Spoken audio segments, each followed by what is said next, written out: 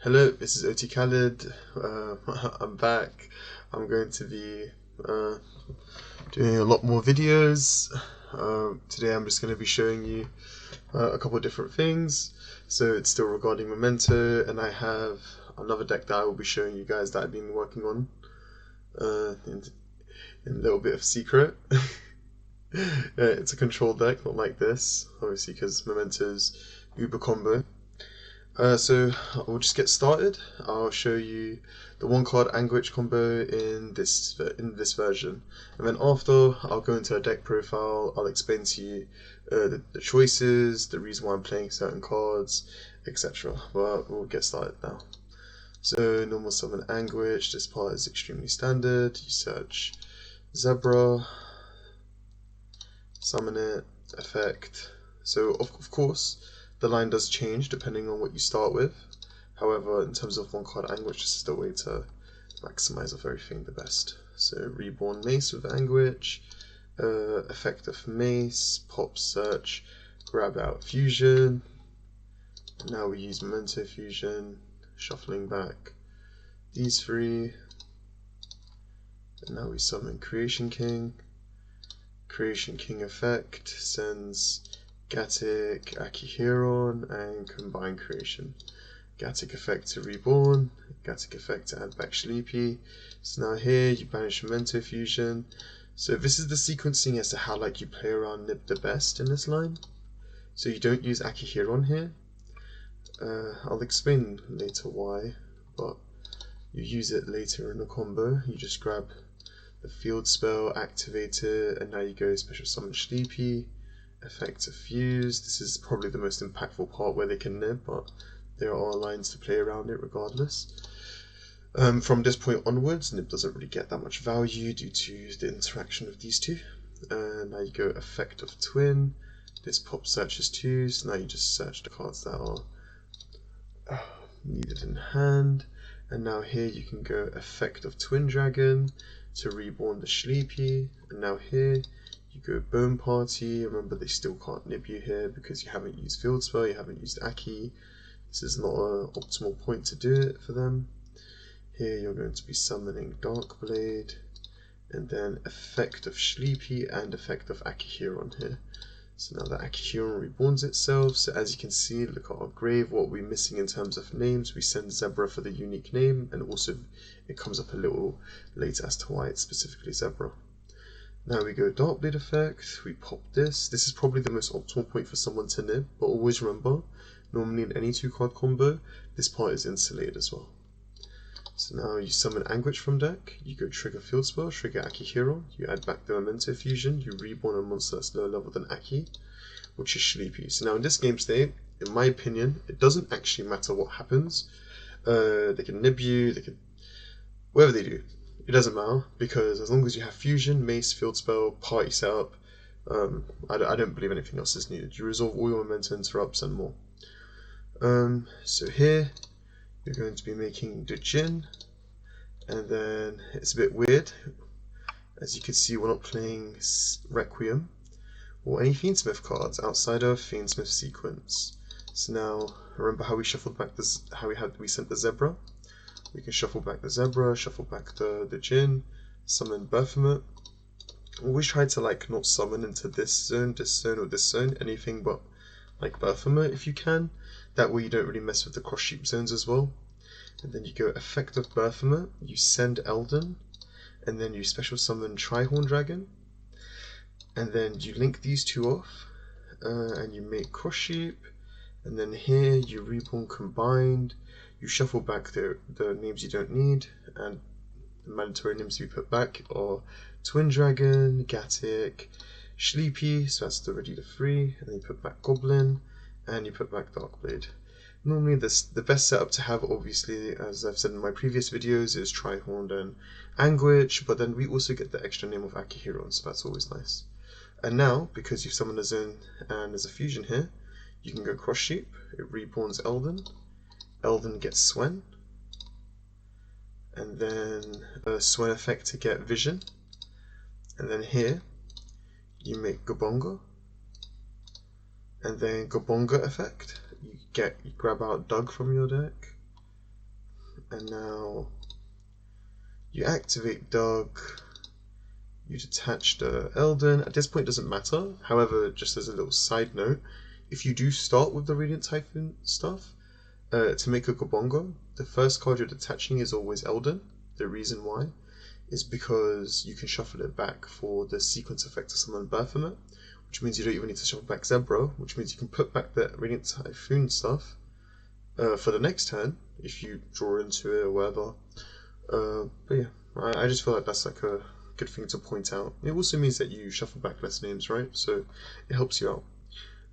Doug Charger effect, that gets you Breakout, and then you activate Breakout, tribute this, summon Gonwild from deck, and then effect, summon Goblin from deck. And now here in this game state, you make High King Caesar, and then these two will make Geonator Transversa. And then you're going to search for MST over here. So now obviously you have 2 quick play spells, yada yada yada. You just pitch that instead and you draw 2, because you're playing like a lot of really good cards to draw into: Crown, Droplet, Fawn the Virtuous, etc. So then, yeah, so this is the 1 card end board for every starter in the deck. So I'll explain the Inturrpts. So of course it will be the standard Memento Inturrpts, which is Trihorn, Darkblade, Mace, Creation King. And then in this line we can also opt for Dragus the Pelia. I have that as another target. So the fact that Baphomet is going to summon Creation King and Party will pop Trihorn, Sleepy can just make Twin Dragon for follow-up, and then Memento Fusion can just make Dragus the Pelia. That way everything kind of goes full circle, you know? And not just that, Dragus the Pelia, in my opinion, is a better Interrupt than Guardian Chimera. Having, like, Memento already has plenty of destruction effects inside it. Creation King, Darkblade, Trihorn. You don't really need more. And not just that, when someone like Lightning Storms you, Harpies, you don't want to, like, if you Memento Fusion in that game state, because obviously you have Baphomet already, there's no point in summoning another card like that. You don't want to just not be able to summon a card that just says when it's on the field, anytime you want, you can use it as a quick effect, rather than a card that says on summon, do an effect. Like, you don't really want that. Like, playing it with Dragus the Pelia, you can generically poly everything, which means you're not affecting your follow-up, while Guardian Chimera has to use from hand and field, which just messes up with your follow-up. And like, Memento's best merit is that the moment it comes back to your turn, as long as it couldn't kill you, you just win because your follow-up is too obscene. So, another thing is the Gobongo over here. So, as you can see, I have gone wild. So I didn't use any of the Fiendsmith cards outside sequence, so there's no main deck bricks. And I've made a Caesar. It has Gone Wild as material and Baphomet. So the really, really cool aspect of this is that my opponent can't ever fall on the Virtuous it because Geonator Transversa is protecting it. This card says, this link card and monsters it points to cannot be destroyed by your opponent's card effects. So they can't destroy Geo, and they can't destroy High King. So this basically means that no one can fall on the Virtuous your High King, or they can't fall on the Virtuous this. But then the really cool aspect of it is that this and this combined is 5 Inturrpts by itself. So let's say in a scenario your opponent like droplets High King, right? That's like a normal scenario because they'll read the Geonator, some people don't, and then they realize they can't fall on the Virtuous it. So what you can do is that if they droplet this, you can just use the High King material to like negate their cards, or even go like, let's say they commit a card, they activated it, they summoned it, you go combined. Then you go chain High King. Obviously it's not going to get negated because this is impermed or dropleted or whatever it may be. But then you detach a material. So you detach the Baphomet. And then on resolution, you can go Gobonga, because an XYZ material is detached from this, you get to suck up their monster. And then they do another effect. You can go High King again, detach the Gone Wild, and now Gone Wild says, when this card is sent to the graveyard, target a card on the field, attach it to a Goblin XZ monster, which is Gobonga. So now basically, let's say in a hypothetical sense, you're attaching a card to a Gobonga, and then of his own effect, he also attached like a monster, for example. So that's 4 interruptions so far. But obviously this is impermed, so it takes away from that. But this is still 2 interrupts, just because the hiking is just on the field.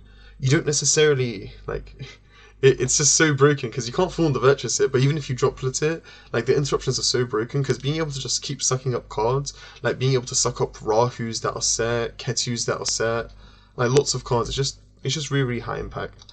Not just that, you also have Breakout Engrave. So a lot of people don't even know this card has a graveyard effect. It says when a monster declares an attack, so during either player's turn, someone can just declare an attack. You can detach up to as many materials as you want from the Gobonga, and then all your opponent's monsters lose 1k for each material.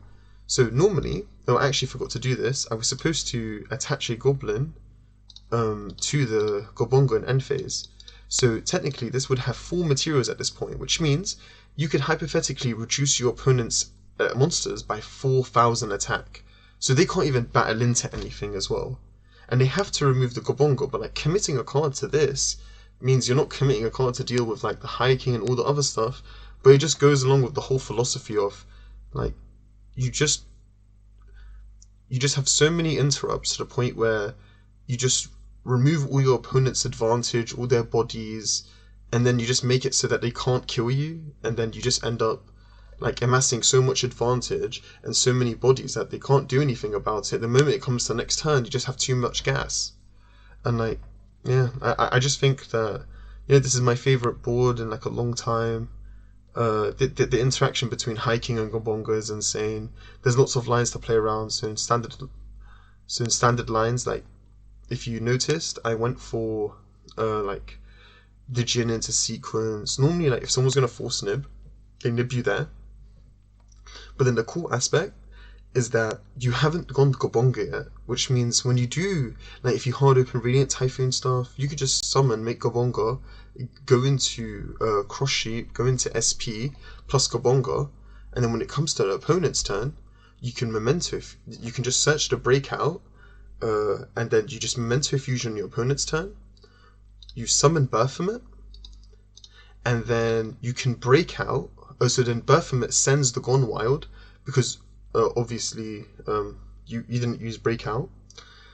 And then you Breakout tribute the Baphomet, and now you have the suck from the Baphomet send the Gone Wild, and then you also have the free body for Goblin, plus the Baphomet's in the grave now to summon the Creation King. So like in all aspects you're essentially covered. Okay.